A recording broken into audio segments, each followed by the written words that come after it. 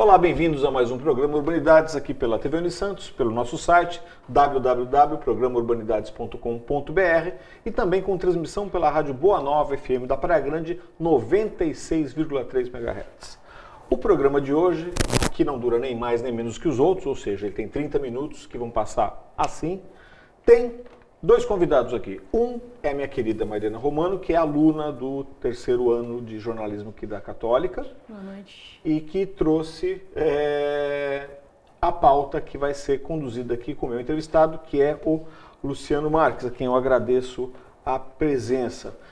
O tema, como todos que a gente tenta trazer, é bastante relevante. Neste caso, o tema é qual, dona Mariana? Pessoa com deficiência e o mercado de trabalho. Pois é. Muito se fala nessas épocas de eleição, pré-eleição, promessas e coisa e tal, sobre a inclusão das pessoas com deficiência no mercado de trabalho. Coisa que já vem de uma boa data, né? O Luciano Marques, quem eu vou passar a palavra e parar de falar, é presidente do CONDEF, que é o Conselho da Pessoa com Deficiência. Há quanto tempo existe essa briga, Luciano, para começar daí? Olha, boa noite a todos, professor, Mariana. Já faz tempo. Eu pelo menos estou com 50, eu vou fazer 60 e já estou com mais de 34 anos nessa luta, né? Então, mas a luta mesmo começa lá da década de 70, 80. Aí se fortalece a partir de 88 com a própria promulgação da Constituição.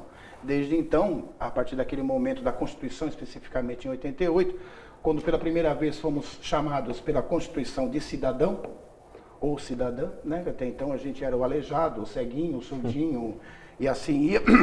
A partir da Constituição a gente ganha o status de pessoa, né? Portanto, cidadão. E a partir daí, então, a gente começa a se empoderar dessa cidadania, desses direitos, que vai se consolidando a partir de 88 em 2000, depois 2006 com a Convenção da ONU, em 2008 com a assinatura, né, e a emenda constitucional do próprio texto da Convenção da nossa Constituição, e agora, recentemente, em 2016, com a promulgação da LBI, que é a Lei Brasileira de Inclusão. Então, tudo está consolidado em lei. Agora, a questão é o arcabouço legal existe. Que não existia outrora, né? Então, Sim. Hoje você tem essa ferramenta legal para lutar pela sua cidadania. Mas tem muita lei que nasce morta, né? Não é o caso dessa. E leis também que não são aplicáveis porque a sociedade em si não as absorve, né? Eu acredito que essa seja um pouco o perfil do início da batalha de vocês com relação a essa inclusão. É isso mesmo? É isso. Na realidade, a dificuldade maior é a sociedade civil se organizar, né? Em qualquer área, principalmente quando se trata de direitos humanos, né? A questão do idoso, do negro, da mulher, do índio, LGBT, deficiente, enfim, vai por aí.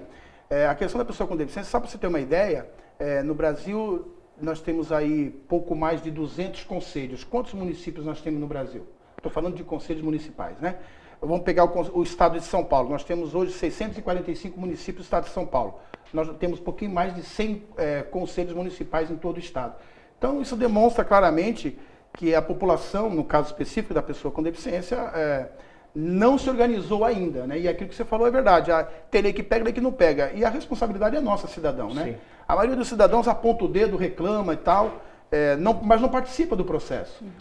E aí fica complicado. Eu vou fazer a Mariana para participar do processo. Né? A gente está falando de lei, né? Então, temos a LBI e temos também as leis de cotas que já vem aí de um tempo, né? Não vou me lembrar direito, mas acho que é 2000 e... Lei de cotas. Já fez mais de 20 anos. Daqui a pouco faz 30 e nada. Então, e aí você acha que realmente ela não é cumprida, assim como a LBI? Como é que funcionam essas leis para nós, pessoas com deficiência? E aí a questão é fazer o recorte na questão do trabalho, né? Ok. Porque, exatamente, estou falando da lei de cotas de trabalho, onde a gente tem até 200 funcionários numa empresa, você precisa contratar duas pessoas lá com deficiência e tem toda essa questão de como isso é feito. Né? É um processo difícil, porque ainda hoje, né, a gente ouve muito falar, aliás, eu cresci, veja, vou fazer 60 daqui a pouco, e eu sempre ouvi dizer que eu tinha um problema.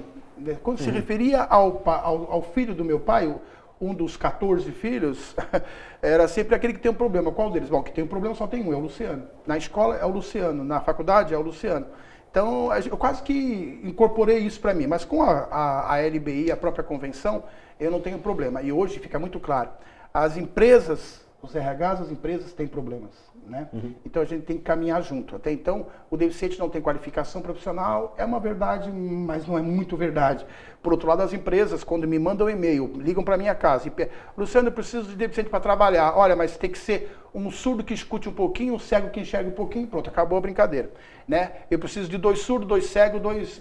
Espera um pouquinho, você não ligou para o armazém. Parece. Né? Parece que ele ligou para um lugar que tem estoque já eles só de querem deficiente. cumprir lei. Então, a primeira coisa que eles têm que entender, e que é uma luta nossa frequente nas palestras que fazemos com o pessoal de RH, as empresas, é justamente eles entenderem que o meio tem problema, o meio precisa mudar.